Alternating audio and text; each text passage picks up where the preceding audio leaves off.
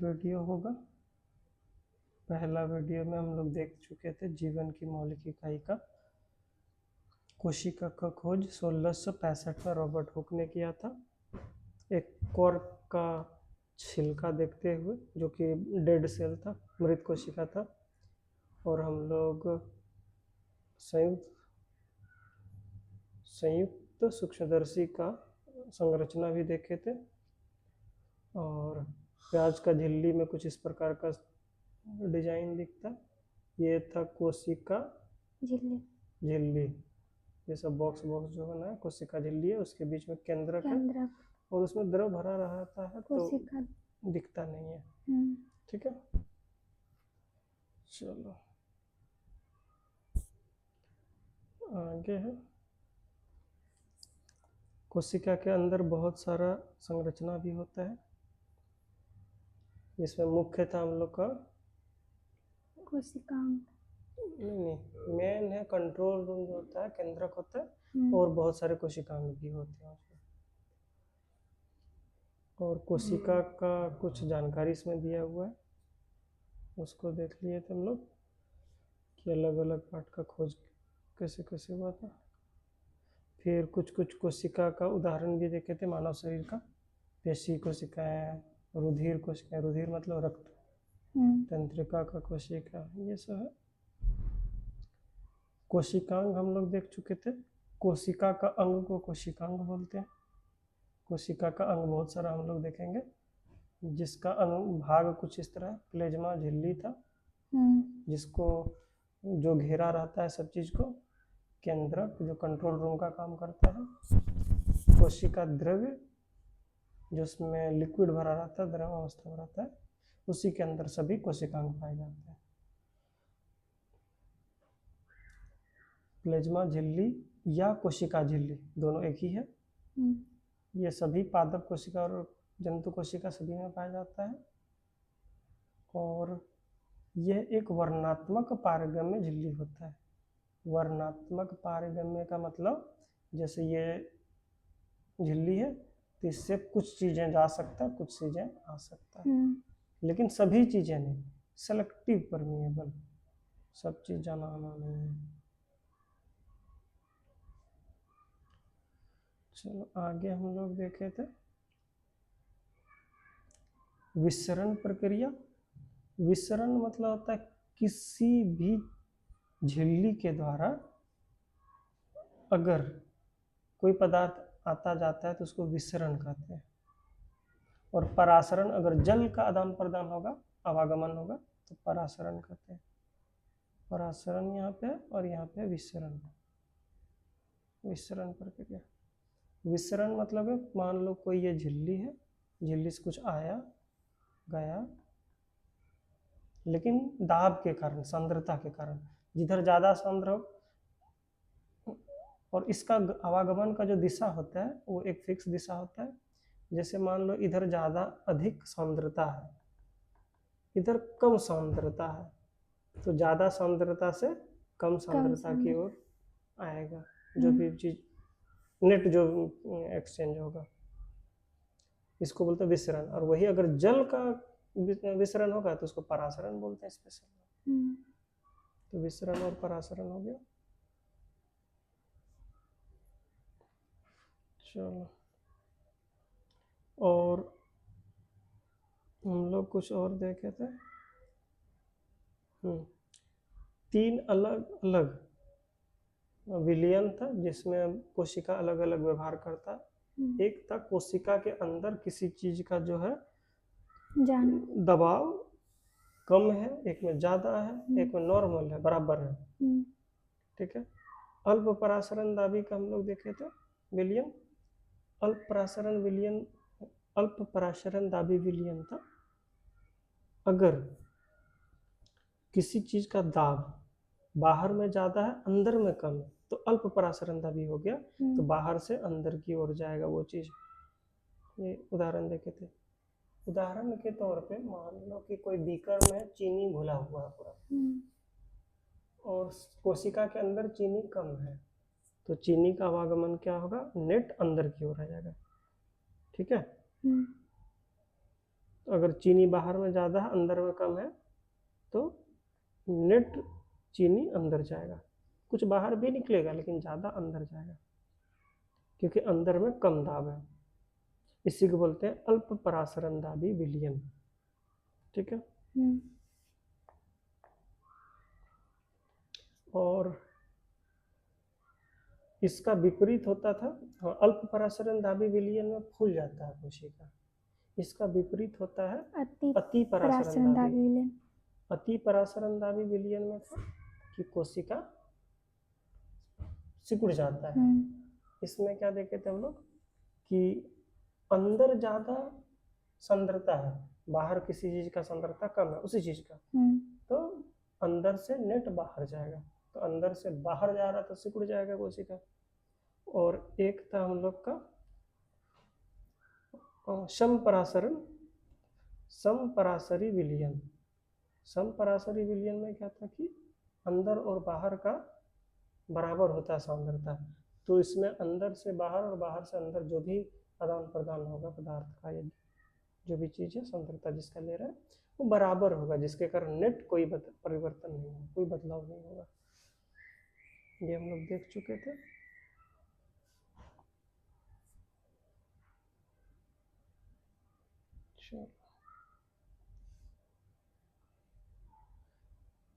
Electron सूक्ष्म, हाँ, plasma झिल्ली को सिर्फ इलेक्ट्रॉन सूक्ष्मदर्शी से देख सकते हैं। इंडोसाइटोसिस प्रक्रिया था, एक कोशिकीय जीव भोजन, हाँ अमीबा जैसे भोजन करता है, उस प्रक्रिया को बोलते हैं इंडोसाइटोसिस। वो निगल जाता अपने शरीर का ही कोशिका झिल्ली के द्वारा धीरे धीरे घेर के निगल जाता है। यहाँ पे देखे थे, इस प्रक्रिया को बोलते हैं लोग इंडोसाइटोसिस। बोलो इंडोसाइटोसिस। एक कोशिकीय अलवणीय जलीय जीव अधिकांश पादप कोशिकाएं परासरण द्वारा जल ग्रहण करता है, और एक कोशिका जलीय जीव है तो डायरेक्ट परासरण द्वारा उसमें अंदर चला जाता है। और बहुकोशिकीय जो था बड़ा बड़ा, वो जड़ के द्वारा अवशोषण करता है। विसरण जल, कोशिका के विभिन्न अणुओं का अंदर आना और बाहर निकलना भी विसरण द्वारा ही होता है। इस प्रकार परिवहन में ऊर्जा की आवश्यकता होती है। कोशिका के अंदर अगर परिवहन होता है तो दो तरह का परिवहन होता है, एक एक्टिव और पैसिव होता है, वो 12th में डिटेल पढ़ेंगे। तो पैसिव में ऊर्जा का खर्चा नहीं होता है और एक्टिव में होता है। कोशिका भित्ति बताए थे सेल्यूलोज का बना रहा था, याद रखना। कोशिका भित्ति किससे बना था? सेल्यूलोज।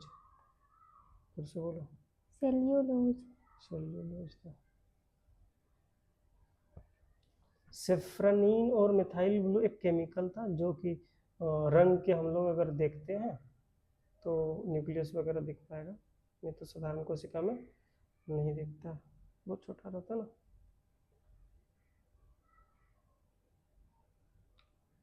केंद्रक के बारे में भी हम लोग थोड़ा देखे थे। केंद्रक जो होता है यूजुअली दिखता नहीं है, और तो देखने के लिए हम लोग को वो स्टेन देना पड़ता है, स्टेन मतलब कलर देना पड़ता है, सेफ्रानीन या मिथाइल ब्लू ये सब। और इसको क्रोमेटिन जाल बोलते हैं। एक कोशिकीय जीव में जो होता है जो जिसमें कोशिका झिल्ली होता है मगर केंद्रक झिल्ली नहीं होता है, उसका केंद्रक का जो सामान होता है क्रोमोसोम इधर उधर फैला रहता है, उसको बोलते हैं क्रोमेटिन, और उस एरिया को बोलते हैं केंद्रकाय। लोग देख चुके थे केंद्रक झिल्ली जो केंद्रक के चारों ओर परत होता है, डबल लेयर होता है। क्रोमोसोम था, क्रोमोसोम जिसमें डीएनए संगठित हो जाता है जब कोशिका विभाजन होता है, तब उसको बोलते हैं क्रोमोसोम। ये क्रोमोसोम का डिजाइन बताए थे। क्रोमोसोम में डीएनए होता है ना। डीएनए का फुल फॉर्म क्या था? हाँ, प्रोटीन था। डीएनए का फुल फॉर्म डायरिबोन्यूक्लिक अम्ल, डायरिबोन्यूक्लिक एसिड। केंद्रकाय देख लिए थे। प्रोकैरियोट होता है ऐसे एक कोशिकीय जीव जिसके केंद्रक में केंद्रक झिल्ली नहीं होते हैं उसको प्रोकैरियोटिक बोलते हैं। प्रोकैरियोट्स ऐसे जीव को, उस कोशिका को बोलते हैं प्रोकैरियोटिक कोशिका। और ये एक कोशिकीय जीव ही होता है, बहुकोशिकीय जीव में ऐसा नहीं होता है। यूकैरियोट जो बाकी बचे जिसके केंद्रक झिल्ली होते हैं। प्रोकैरियोट्स में कुछ जैसे बैक्टीरिया सब हो जाता है, कुछ बैक्टीरिया तो प्रकाश संश्लेषण भी कर लेता है उसमें, लेकिन उसमें अति केंद्र झिल्ली वगैरह नहीं होता है, वैसा कोई संरचना नहीं होता है प्लास्टिड जैसा, फिर भी वो खाना बना लेता है क्योंकि उसमें क्लोरोफिल पाया जाता है कुछ कुछ थैली में। प्रोकैरियोट और यूकैरियोट का थोड़ा सा अंतर देखना, इसको ध्यान रखना चाहिए। प्रोकैरियोट बहुत छोटा होता है, 1 से 10 माइक्रोमीटर, हाँ माइक्रो क्या है, नैनोमीटर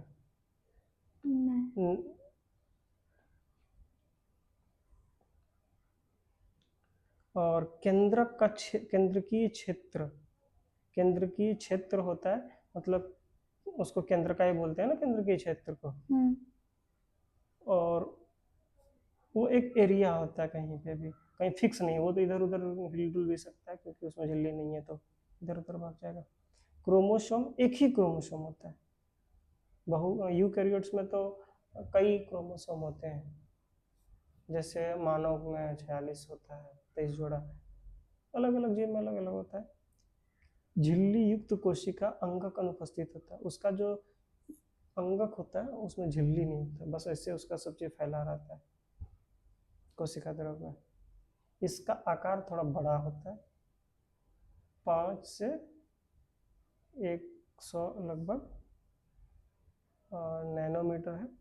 इसका सब नैनोमीटर बोलते हैं कि ध्यान से पढ़ रहा है मेरा, 10⁻⁻⁶ मीटर पर। माइक्रोन बोलते हैं, माइक्रोमीटर, मेरे ख्याल से माइक्रोमीटर होगा। केंद्रकीय क्षेत्र सुस्पष्ट और चारों ओर से केंद्र की झिल्ली से घिरा होता है। केंद्रक का जो क्षेत्र होता है वो फिक्स हो गया, क्रोमोसोम 1 से अधिक होता है और इसमें चार्ज में खाली है, मतलब झिल्ली युक्त कोशिका का अंगक रहेगा। बहुत सारा कोशिका का अंग होता है, अभी आगे बताएंगे, जैसे गोल्जी हो गया, राइबोसोम हो गया, लाइसोसोम हो गया, अनेक प्रकार के होते हैं। चलो अब कोशिका के अंगक की ओर बढ़ते हैं।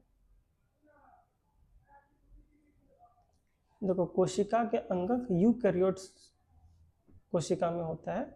यूकैरियोट्स मतलब जो थोड़ा विकसित कोशिका होता है, और ये बहुकोशिकीय जीव है, चाहे एक कोशिकीय जीव है, सब में होता है, लेकिन ज़्यादातर नहीं, टोटल जितने भी बहुकोशिकीय जीव हैं सब में यूकैरियोट कोशिका होता है। और यूकैरियोट कोशिका में बहुत सारे कोशिका के अंग पाए जाते हैं, जो उसके कोशिका के अंग में उसका अपना झिल्ली अलग होता है।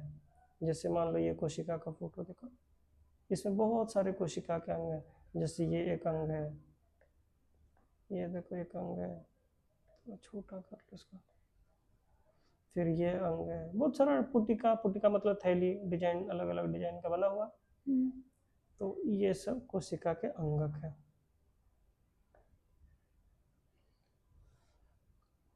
कुछ कुछ देख ही लो, गोल्जी उपकरण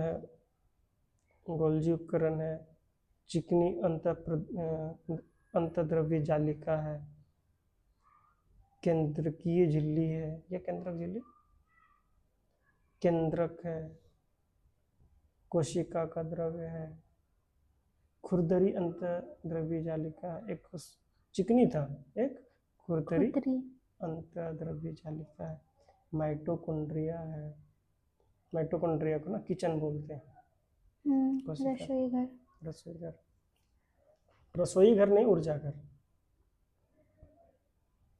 राइबोसोम है, किचन मतलब रसोई घर ना। अच्छा मैं किचन बोल दिया गलती से, इसको बोलते हैं पावर हाउस बोलते हैं, किचन नहीं बोलते, सॉरी। लाइसोसोम किचन भी किसी को बोलते हैं, वो बताते हैं, किचन बोलते हैं प्लास्टिड होता है ना, क्लोरोप्लास्ट, लवक, हरित लवक, देखो राइबोसोम होता है, लाइसोसोम को बोलते हैं सुसाइडल बैग, आत्महत्या की थैली, तारक क्षेत्र है, प्लाज्मा झिल्ली है। ठीक है, ये जंतु कोशिका है, इसीलिए इसमें किचन नहीं होगा। ठीक है, किचन हमेशा होता है पादप कोशिका में। ठीक है, चलो सफाई कर लो।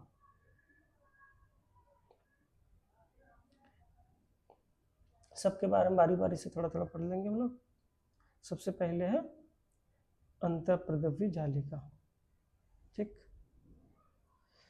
अंतःद्रवी जालिका, ये जालिका झिल्ली युक्त नलिकाओं तथा सीट का एक बहुत बड़ा तंत्र है।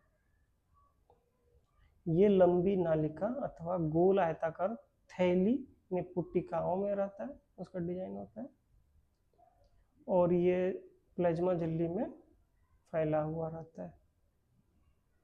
ये दो प्रकार का होता है, एक को बोलते हैं RER, एक बोलते हैं SER, मतलब रफ इंडोप्लाज्मिक रेटिकुलम और स्मूथ इंडोप्लाज्मिक रेटिकुलम इंग्लिश में बोलते हैं। यहाँ पे ER लिखा हुआ, ER का मतलब है इंडोप्लाज्मिक रेटिकुलम, इसी को हिंदी में बोलते हैं अंतःद्रवी जालिका। एक स्मूथ होता है, चिकनी होता है, और एक खुरदरी होता है। ठीक है, चलो आगे बढ़ते हैं।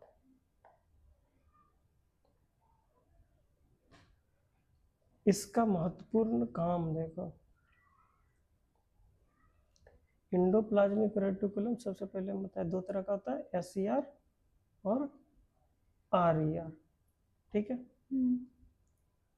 और SER और RER में अंतर क्या होता है कि जैसे मान लो ये नलिका है इंडोप्लाज्मिक रेटिकुलम है, इसमें अगर कुछ नहीं है, अगर दाना दाना नहीं है, तो ये हो गया स्मूथ SER हो गया। और अगर इसी में अगर दाना दाना दाना कहीं कहीं है, इसके ऊपर सतह पे रहता है, तो ये दाना दाना होता है राइबोसोम। तो राइबोसोम ये भी एक अलग कोशिकांग है, और ये प्रोटीन बनाता है। हम लोग के भी शरीर में जो राइबोसोम होगा कोशिका के अंदर, वही काम करता है प्रोटीन बनाने का। ठीक है, और प्रोटीन बनने के लिए फिर RNA उसको ट्रांसलेट करता है, RNA फिर DNA से बनता है, बहुत प्रक्रिया होता है जो कि 12th में पढ़ेंगे हम लोग। तो ये हो गया रफ इंडोप्लाज्मिक रेटिकुलम, इसमें राइबोसोम लगाता है। राइबोसोम क्या काम करेगा, क्या काम करेगा राइबोसोम? प्रोटीन बनाने का काम करेगा। ओहो, इसको इधर घसका देते हैं। चलो,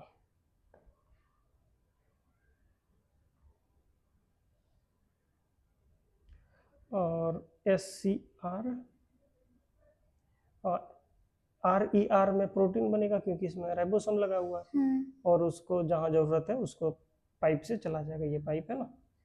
ER इंडोप्लाज्मिक अंदर अंदर अंदर जहाँ जरूरत है चला जाएगा। SCR वसा तथा लिपिड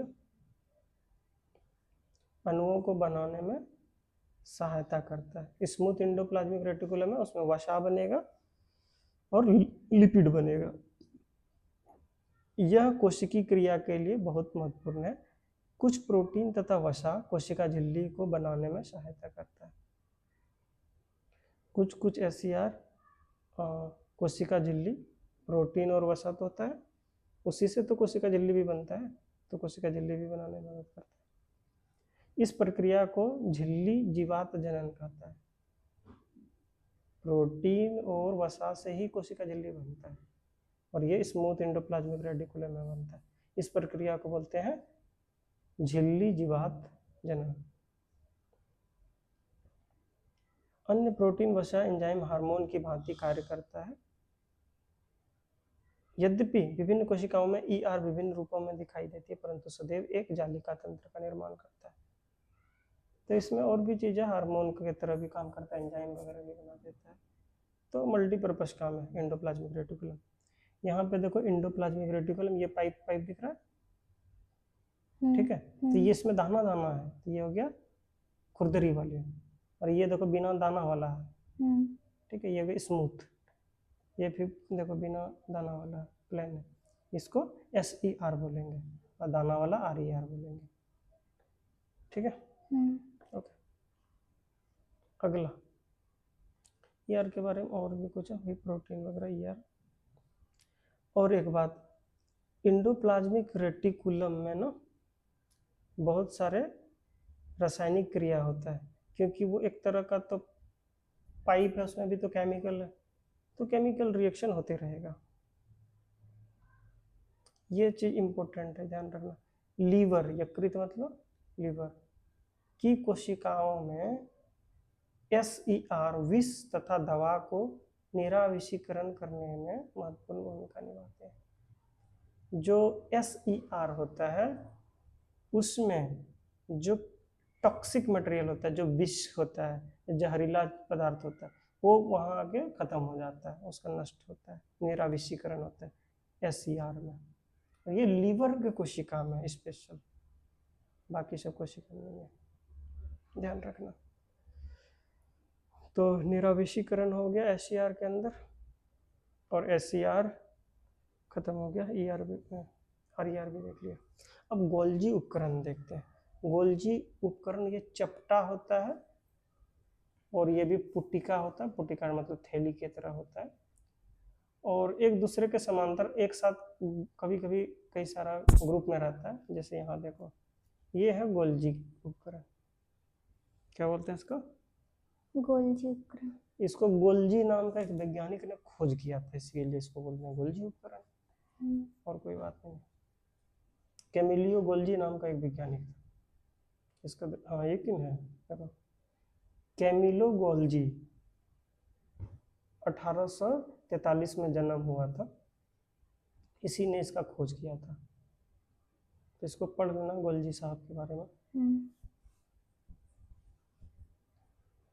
ये अंकल जी खोज किए थे क्या चीज का, गोल्जी उपकरण का।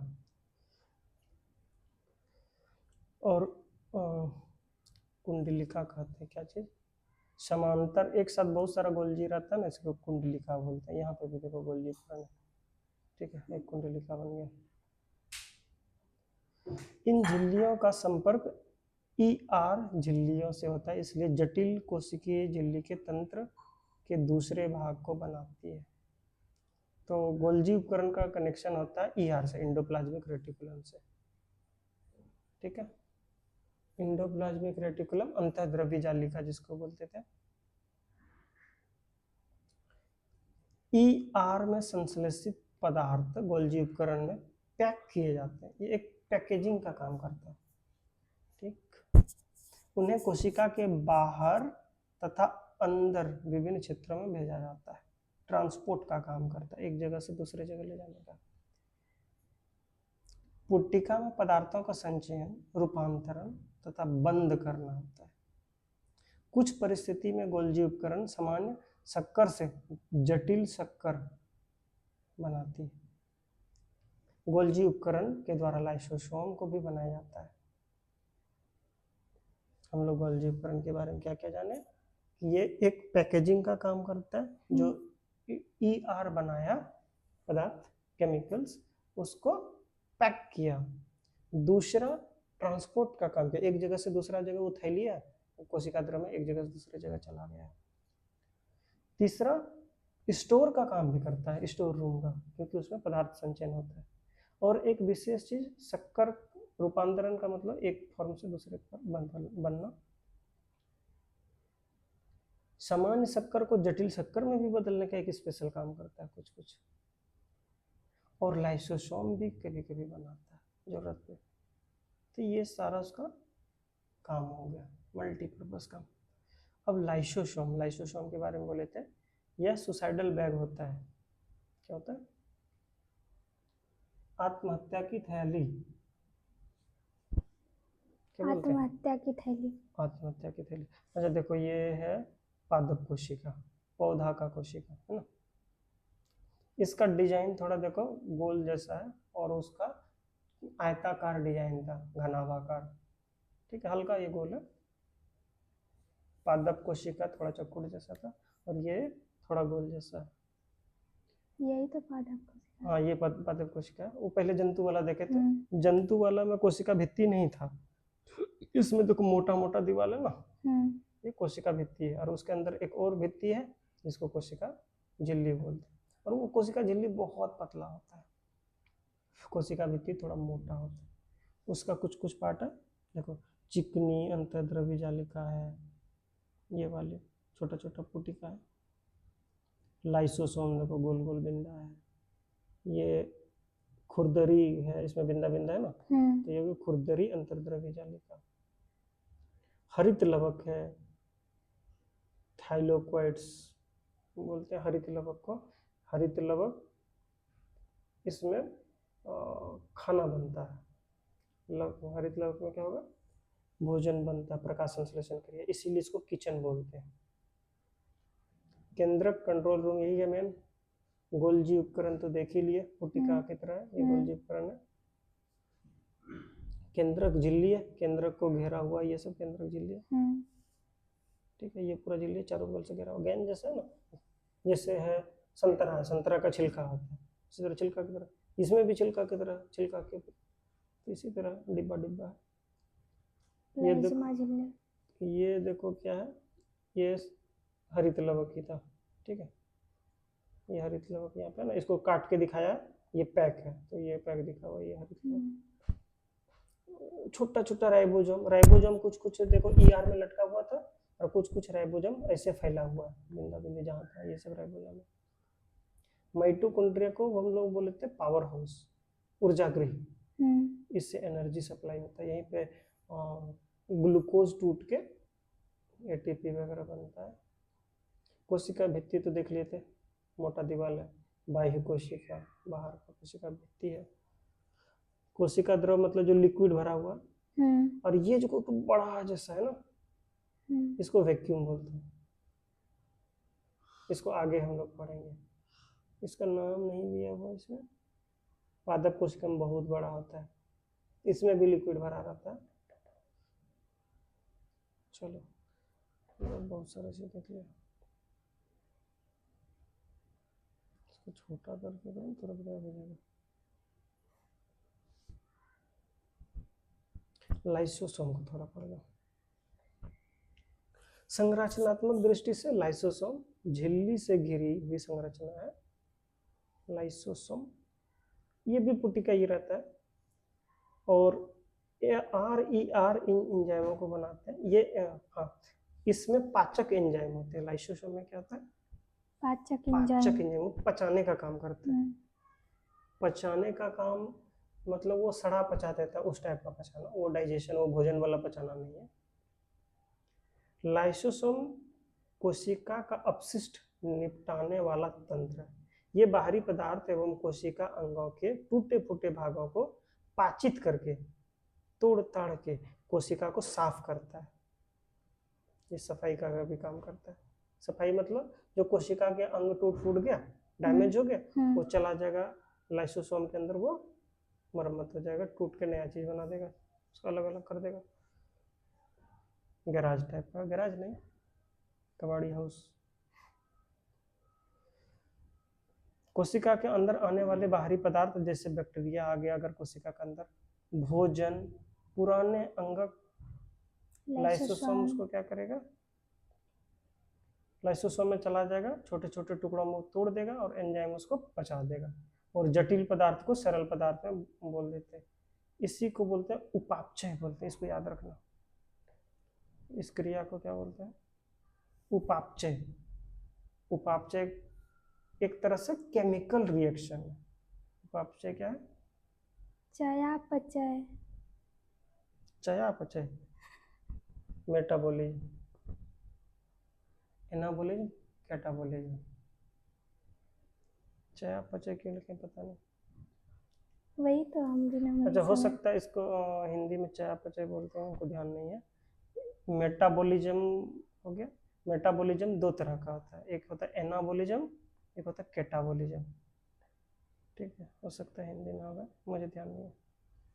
मेटाबॉलिज्म है इंग्लिश में बोलते हैं, कोई भी पदार्थ होता है ना उसका केमिकल रिएक्शन, जो भी कोशिका के अंदर अंदर होता है, हमारे शरीर में जितने भी केमिकल रिएक्शन होते हैं दो तरह का होता है मेटाबॉलिज्म। एक होता है एनाबॉलिज्म, एक कैटाबॉलिज्म। क्या क्या बोले? एक होता है एनाबॉलिज्म बोलिज्म, एक होता है कैटाबॉलिज्म।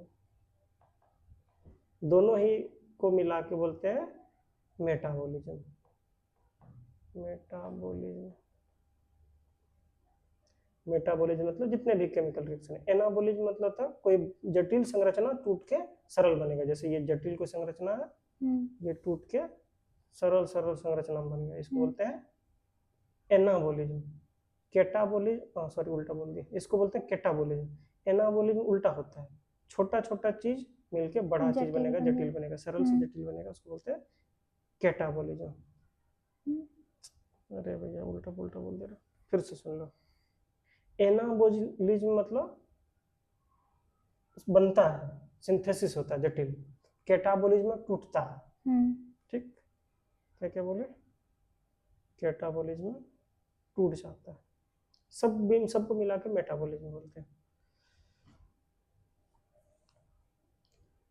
मेटाबॉलिज्म में व्यवधान के कारण जब कोई कोशिका क्षतिग्रस्त मृत हो जाती है तो लाइसोसोम फट जाते हैं, एंजाइम अपनी ही कोशिका को पाचित कर देते हैं, इसलिए लाइसोसोम को आत्मघाती की थैली कहते हैं।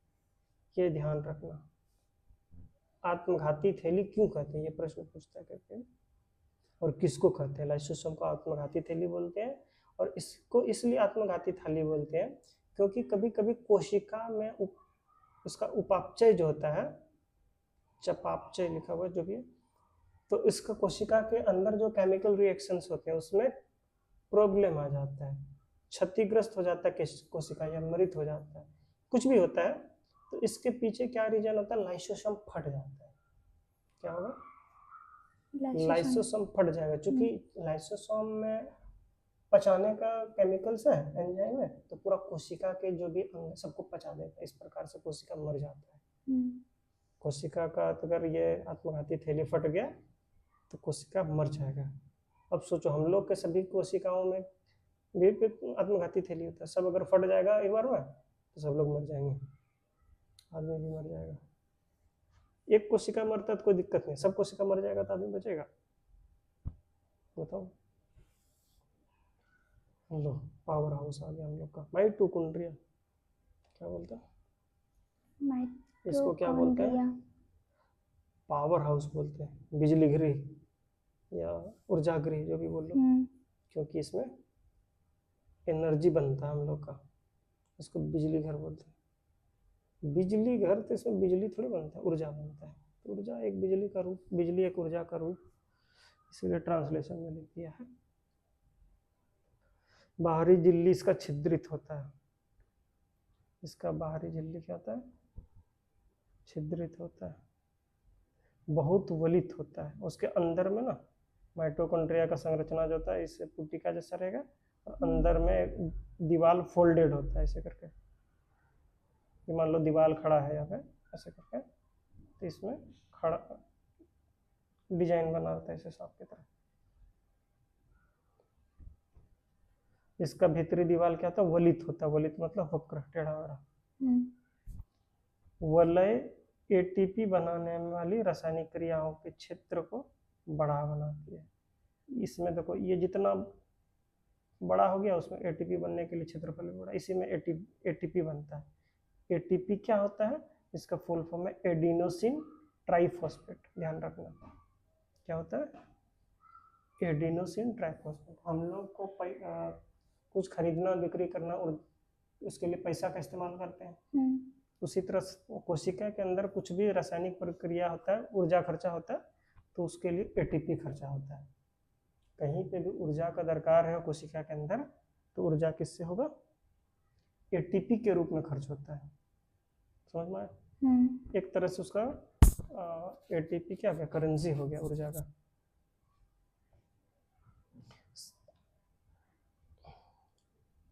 और बहुत सारा केमिकल रिएक्शन है जहाँ पे ऊर्जा खर्चा होता है, तो वहीं पे एटीपी खर्च होगा। तो एटीपी बनेगा कहाँ पे, तो माइटोकॉन्ड्रिया में। जीवन के लिए आवश्यक विभिन्न रासायनिक क्रियाओं को करने के लिए माइटोकॉन्ड्रिया एटीपी के रूप में ऊर्जा प्रदान करता है। ऊर्जा किस रूप में बनता है, एटीपी के रूप में बनता है, एडेनोसिन ट्राइफॉस्फेट। एटीपी कोशिका की ऊर्जा है। शरीर नए रासायनिक यौगिकों को बनने और यांत्रिक कार्य के लिए एटीपी में संचित ऊर्जा का उपयोग करता है। हम लोग का जो एनर्जी स्टोर होता है वो एटीपी में होता है। जैसे हम लोग चलते हैं, बोलते हैं, खाते पीते हैं, ऊर्जा खर्चा हो रहा है, तो किस रूप में खर्चा हो रहा है, एटीपी। और एटीपी कैसे बनता है पता है, ग्लूकोज से। हम लोग जो खाए कार्बोहाइड्रेट, अभी क्या खाए, रोटी खाए, चावल खाते, सब में कार्बोहाइड्रेट रहता है ज्यादा मात्रा। कार्बोहाइड्रेट टूट के पाचन तंत्र में ग्लूकोज बनता है, और ग्लूकोज टूट के फिर माइटोकॉन्ड्रिया में जाने के बाद एटीपी बनता है। और फाइनली यही एटीपी हम लोग को ऊर्जा प्रदान करता है, जो भी काम करते हैं हम लोग। ठीक है, आगे से ध्यान रखना, अपना एटीपी ज़्यादा खर्चा मत करना। क्या संडे को मेरा बस सब एटीपी खत्म हो गया था, और ज़्यादा पैदल चलने से, काम करने से क्या होता है, लैक्टिक एसिड जम जाता है, इसलिए दर्द करता है हम लोग को। मेरा पैर में अभी तक दर्द है संडे का, थोड़ा थोड़ा है, ज़्यादा नहीं है, क्योंकि पैदल चलना छूट गया था ना। चलो, माइटोकॉन्ड्रिया बहुत अद्भुत अंग है। अद्भुत मतलब विचित्र, स्पेशल, क्योंकि इसमें अपना डीएनए और राइबोसोम होता है। ये बहुत बढ़िया ध्यान रखना। कौन ऐसे कोशिकांग है जिसके पास अपना खुद का डीएनए होता है? डीएनए तो होता है किसमें, केंद्रक में, किसी के अंगक में नहीं होता, सिर्फ और सिर्फ माइटोकॉन्ड्रिया छोड़ के। और राइबोसोम भी इसके अंदर होता है। राइबोसोम प्रोटीन बनाता था, और डीएनए भी प्रोटीन का बनता है, तो प्रोटीन का जरूरत पड़ता होगा। अतः माइटोकॉन्ड्रिया अपना प्रोटीन स्वयं बनाते हैं। ये माइटोकॉन्ड्रिया अपना जरूरत का प्रोटीन खुद ही बना लेता है, क्योंकि ऊर्जा गृह है, ऊर्जा बंद हो जाएगा तो सब आदमी काम नहीं कर पाएगा, तो प्रोटीन का जरूरत पड़ता है खुद ही बना लेता है।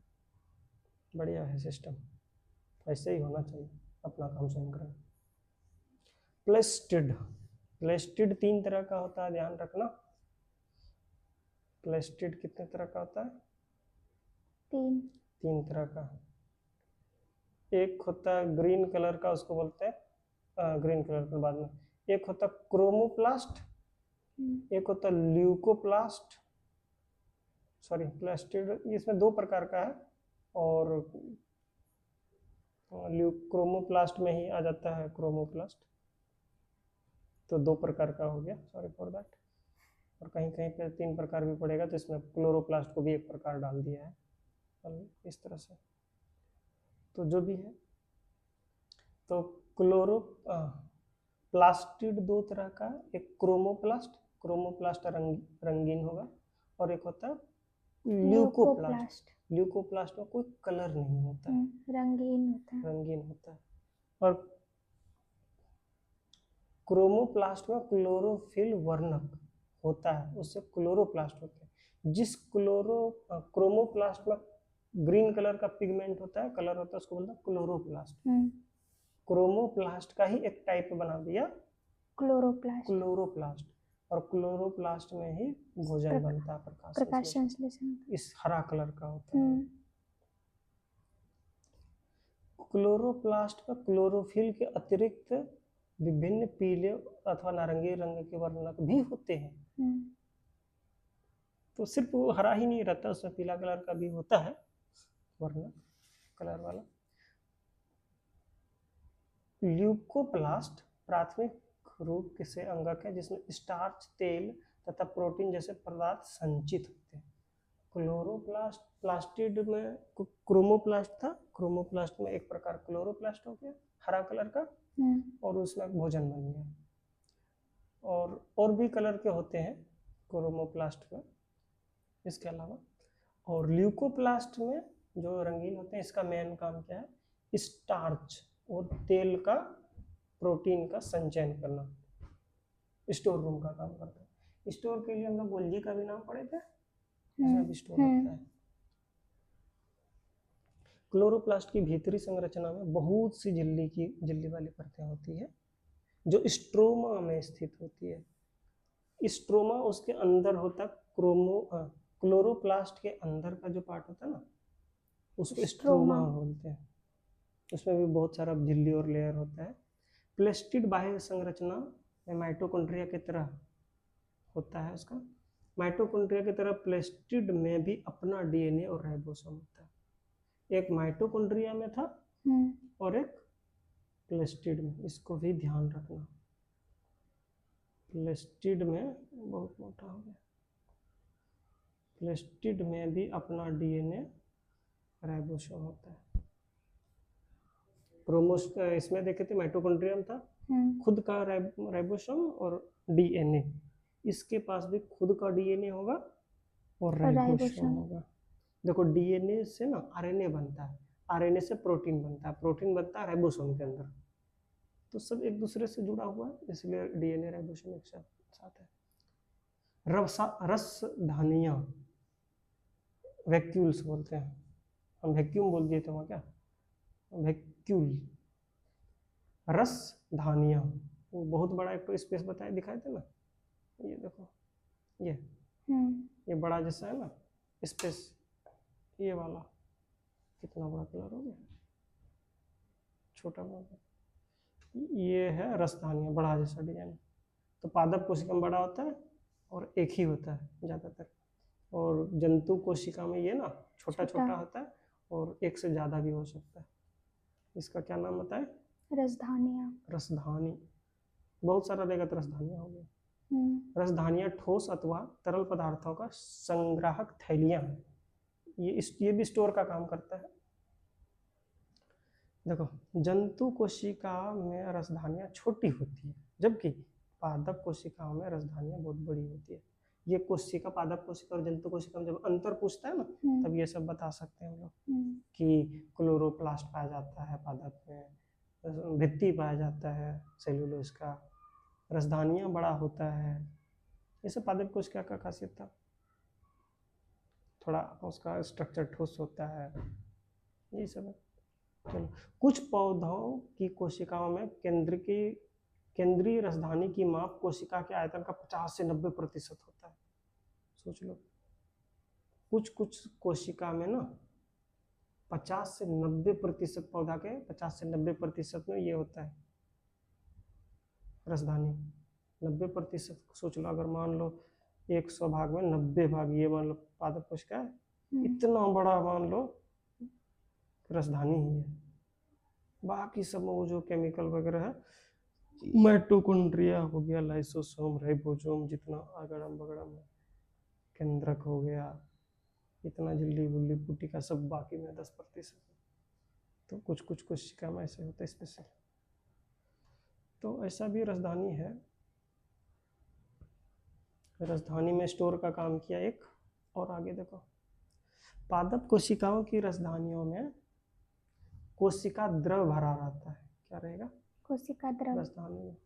अच्छा एक चीज बता देते हैं इंटर का, रसधानी का जो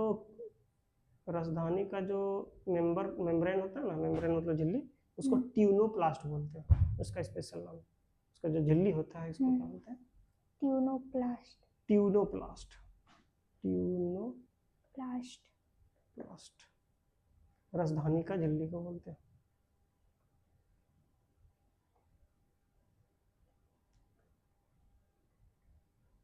रसधानी के बारे में। और ये कोशिकाओं के स्फीति तथा कठोरता प्रदान करती है, मजबूती प्रदान करता है, एक तरह से स्ट्रक्चर प्रदान किया। ऐसे कोशिका भित्ति तो है ही, ये भी एक डिजाइन प्रदान किया, ढांचा। पौधों के लिए आवश्यक बहुत से पदार्थ रसधानी में स्थित होते हैं। उसमें बहुत चीज जमा हो जाता है, लिक्विड है ना उसमें, तो रसधानी में कोशिका द्रव भरा, कोशिका द्रव में बहुत सारे केमिकल है, जैसे एमिनो अम्ल है। एमिनो अम्ल से प्रोटीन बनता है, याद रखना। एमिनो अम्ल से क्या होगा?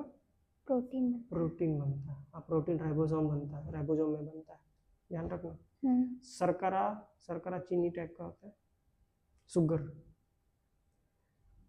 कार्बनिक अम्ल बहुत सारा पाया जाता है, प्रोटीन भी पाया जाता है। अरे है तो बहुत सारा चीज उसमें उड़ेल दिया जाता है, एक तरह से स्टोर रूम है, तो कभी कभी कचरा घर भी काम कर देता है वो। सब अचरा कचरा जमा हो जाता है। एक कोशिकीय जीवों जैसे अमीबा की बाह्य खाद्य रसधानी में उसके द्वारा उपभोग में लाए गए खाद्य पदार्थ होते हैं। अमीबा वगैरह में ना खाद्य पदार्थ का भी एक रसधानी होता है, वो खाद्य पदार्थ जमा हो जाता है उसमें। अच्छी बात है। एक कोशिकीय जीवों में विशिष्ट रसधानियां अतिरिक्त जल कुछ अपशिष्ट पदार्थ को शरीर से बाहर निकालने में महत्वपूर्ण भूमिका निभाती है। एक कोशिकीय जीव में जैसे बोले तो भोजन जैसे करता था एंडोसाइटोसिस से, तो वो अपना जो अपशिष्ट पदार्थ है ना वो भी, जैसे मान लो ये एक कोशिकीय जीव का रसधानी हुआ, रसधानी में गया जो पदार्थ गया अपशिष्ट पदार्थ, ये जमा हो गया और ये धीरे धीरे धीरे किनारे होगा। मान लो यहाँ से उठ के किनारे हो गया, यहाँ से धीरे धीरे धीरे किनारे हो गया और किनारे होके धीरे धीरे यहाँ आके फट गया, तो सब केमिकल क्या हो जाएगा, धीरे धीरे बाहर हो गया। निकल जाएगा। जो जैसे एंडोसाइटोसिस था उसका उल्टा हो गया एक्सोसाइटोसिस टाइप। इस तरह से रसधानी जो है कोशिका के अंदर का जो है अपशिष्ट पदार्थ को बाहर निकालने में मदद करता है। कुछ प्रश्न है बता लेना, देख लेना। क्या आप दो ऐसे अंग का नाम बता सकते हैं जिसमें आनुवंशिक पदार्थ होता है? बताओ। आनुवंशिक पदार्थ बोलते हैं डीएनए को। क्या इसको बोलते हैं? डीएनए को। हम लोग दो अंग पढ़े थे जिसमें खुद का डीएनए और राइबोसोम होता है। कौन कौन बताओ? माइटोकॉन्ड्रिया। हाँ, माइटोकॉन्ड्रिया और एक रसधानी। नहीं, प्लास्टिड, क्लोरोप्लास्ट। क्या था? हरित लवक। हरित लवक को क्लोरोप्लास्ट बोलते हैं। तो क्लोरोप्लास्ट और माइटोकॉन्ड्रिया में खुद का डीएनए होता है और रसधानी होता है। रसधानी नहीं, राइबोसोम। सब उल्टा पुल्टा हो गया एक दिन में, कोई बात नहीं, रिवाइज कर लेना। यदि किसी कोशिका का संगठन किसी भौतिक अथवा रासायनिक प्रभाव के कारण नष्ट हो जाता तो क्या होगा? लाइसोसोम फट जाएगा, कोशिका मर जाएगा, सुसाइड कर लिया, आत्महत्या कर लिया।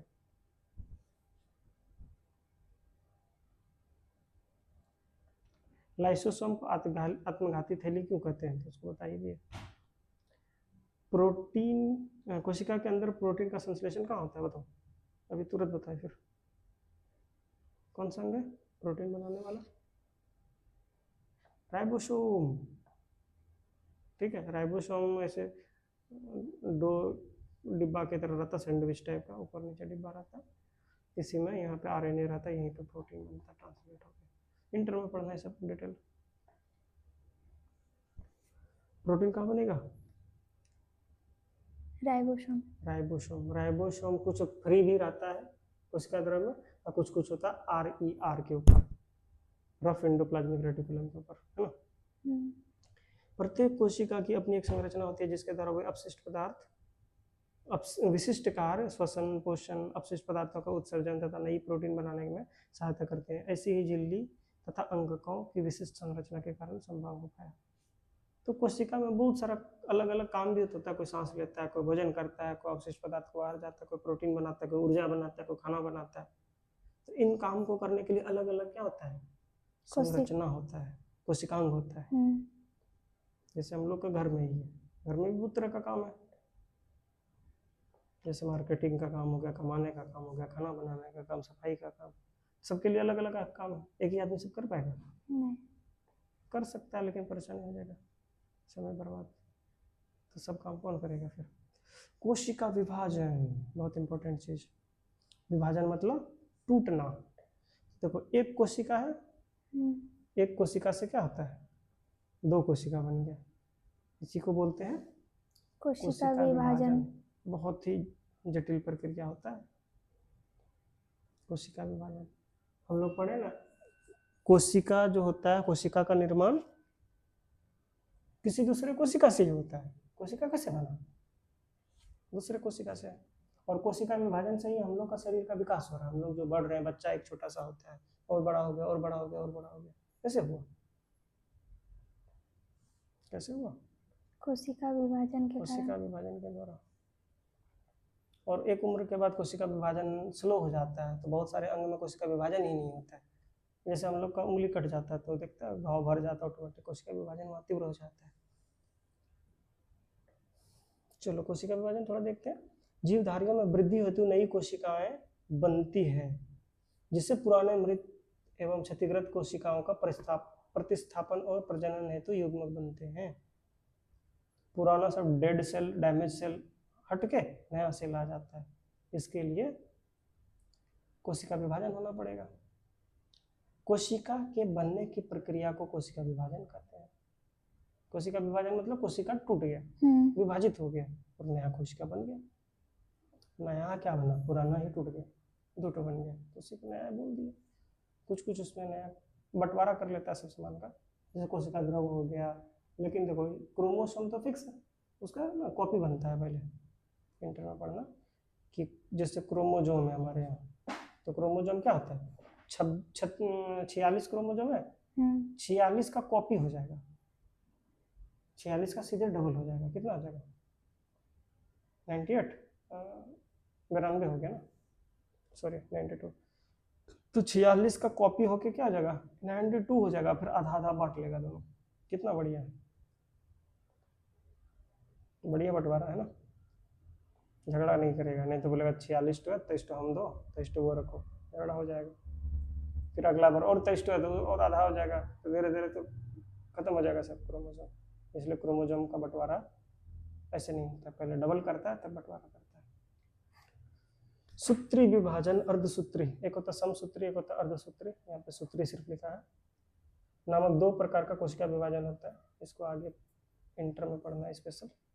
कोशिका विभाजन दो तरह का होता है, एक होता है सूत्री, समसूत्री से जैसे बोलते हैं, और दूसरा अर्धसूत्री। ये दो तरह का कोशिका विभाजन है। कोशिका विभाजन की प्रक्रिया जिसमें अधिकतर कोशिकाएं वृद्धि हेतु विभाजित होती है, उसे सूत्री विभाजन कहते हैं। यहाँ पे समसूत्री लिखा है ना, उसी को सूत्री बोलते हैं। मतलब अगर कोशिका का वृद्धि, शरीर का वृद्धि के लिए अगर कोशिका विभाजन हो रहा है तो उसे समसूत्री बोलते हैं। कोशिका विभाजन की प्रक्रिया जिसमें अधिकतर कोशिकाएं वृद्धि हेतु विभाजित होती है, उसको बोलते हैं समसूत्री। मातृ कोशिका मतलब जो माँ की तरह काम किया, जिससे नया बच्चे कोशिका बनेंगे। एक कोशिका है, यही टूट के दो कोशिका बन गया, तो पहले जो कोशिका था उसी को बोलते हैं मातृ कोशिका, और जो बाद में नया बना उसको संतति कोशिका। संतति मतलब बच्चा, संतान। गुणसूत्र क्रोमोसोम को हिंदी में गुणसूत्र बोलते हैं। ठीक है, क्या बोलते हैं? गुणसूत्र। और इसमें देखो फोटो में दिखाया गया ना, ये लाल लाल दो बन गया, और सफेद सफेद भी दो जोड़ा बन गया। उसके बाद देखो दो लाल इसमें आ गए, दो लाल इसमें आ गए, दो सफेद इसमें आ गए, और ये दोनों आपस में आदान प्रदान करके रिकॉम्बिनेशन होता है, बंटवारा करता है आपस में मिला जुला के। तो ये 12th में इसका डिटेल पढ़ना, समसूत्री कोशिका विभाजन। इस प्रक्रिया में प्रत्येक कोशिका, जिसे मातृ कोशिका भी कह सकते हैं, विभाजित होकर दो समरूप संतति कोशिका बनते हैं। संतति कोशिका के गुणसूत्रों की संख्या मातृ कोशिका के समान होती है। जितना क्रोमोसोम मातृ में था उतने संतति में जाएगा। यह जीवों में वृद्धि एवं उत्तकों के मरम्मत में सहायता करती है। समसूत्री विभाजन होगा तो नया कोशिका बनेगा, तो वृद्धि होगा जीव का, और नया उत्तक, अगर पुराना उत्तक में कुछ डैमेज आता है तो मरम्मत करेगा, पुराना को रिप्लेस करके नया आ जाएगा। जंतुओं और पौधों के प्रजनन अंगों उत्तकों की विशेष कोशिकाएं विभाजित होकर युग्मक बनती है, जो निषेचन के पश्चात संतति का निर्माण करती है। यह एक अलग प्रकार की विभाजन है जिसे अर्धसूत्रण कहते हैं, अर्धसूत्री कोशिका विभाजन, जिसमें क्रमशः दो विभाजन होते हैं। जब कोशिका अर्धसूत्रण द्वारा विभाजित होती है, इसमें दो की जगह 4 नई कोशिकाएं बनती है। नई कोशिकाओं में मातृ कोशिकाओं की तुलना में गुणसूत्रों की संख्या आधी होती है। चूंकि गुणसूत्र उसमें बराबर था, जितना मातृ के पास था उतने संतति के पास रह गया, तो इसको बोलते थे समसूत्री। क्या बोले? समसूत्री मतलब गुणसूत्र समान रह गया तो समसूत्री विभाजन हो गया। अर्धसूत्री मतलब गुणसूत्र आधा हो गया तो अर्धसूत्री हो गया। जैसे इसके पास देखो 4 ठो टोटल था, 4 जोड़ा है, वो चूंकि बोलते हैं ना डबल डबल हो जाता है, तो पहले 2 टुकड़ा हुआ, 2 से फिर दोनों 2 2 टुकड़ा हो गया, तो टोटल फाइनल जो बना 4 गो संतति कोशिका बना। एक मातृ कोशिका से बना 4 संतति, पहले 2 तो बना, 2 से फिर टूट कर 4 बना। ये पर स्टेप बाइज होता है ना। और ये प्रजनन के लिए आवश्यक होता है जब युग्मक बनते हैं। युग्मक के बारे में भी हम लोग आगे 10th में है कुछ थोड़ा सा, तो ये सब डिटेल इंटर में पढ़ेंगे और 10th में थोड़ा बहुत है। ये बहुत सिर्फ एक ही जगह होता है अर्धसूत्री कोशिका विभाजन, सिर्फ प्रजनन के लिए जो युग्मक बनते हैं उसमें होता है। और समसूत्री पूरे शरीर में जो भी वृद्धि होता है, पादप कोशिका, जंतु कोशिका, जो भी है सब में होता है ये समसूत्री विभाजन वृद्धि के लिए। इस प्रकार से हम लोग का ये चैप्टर खत्म हो गया। आपने क्या सीखा इसके बारे में पढ़ लेना, ठीक है। और कुछ ना समझ में आएगा तो बता देना, कुछ क्वेश्चन आंसर है उसको कर लेना। चलो इसको रिवाइज कर लेना, नोट बना लेना।